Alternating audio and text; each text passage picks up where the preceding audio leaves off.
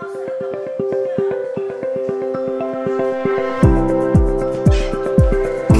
عليكم. سوري رمضان. كوي. مظبوط؟ مظبوط. يلا يا سلام غيرين ومالك يا باشا. دوغوز دي زين نشاء عملنا كديا بارو نقول. ئەم دەرێم خۆشبەختە ئەوەی بەشدارە لە مێهرەبانی کاکە ڕەمەزان و چەندین کەسیش کاکە ڕەمەزانی سوودی دەبینیتن دەببینن لە ڤیدیۆیەکەی چەند بەردی هەبوو بزانە ئەو گەنجەیە ئەو هەموو بەردەی هەبوو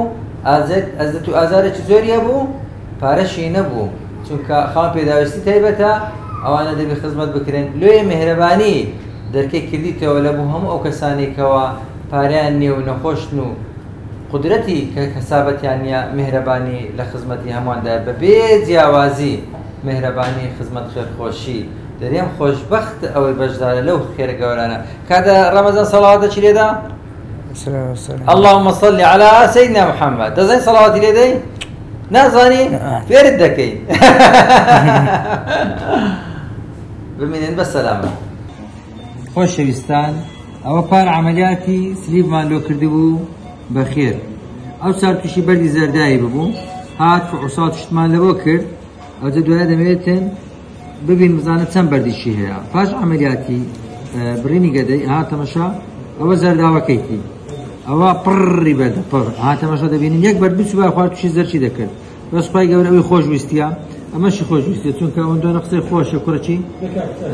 کەمێک بیرکۆڵە بزانە چ مشکلێکی هەبووە چ بەردێکی هەبوو لە ناو زەرداوی ئەوە هەمومان لە بۆ دەرهینە ئیشێکی جوانمان لە بۆ کرد ئەدۆ خۆشەکەی لەوەیدایە کە ئەو کەسانە ئیشاڵڵە ئەهلی باشتێنە چونکە بیرکۆڵن لە حیاتیان و کوڕێکی زۆر ڕێک و قشتۆکەشە و ئەو نەشتەرگەیە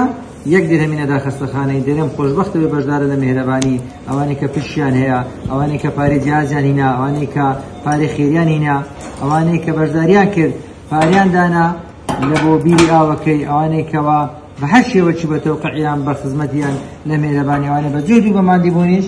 طبیعی ئەو نەخۆشەیە هیچ پارێ نەدا مساعد جەڕاح مساعد مخەدیر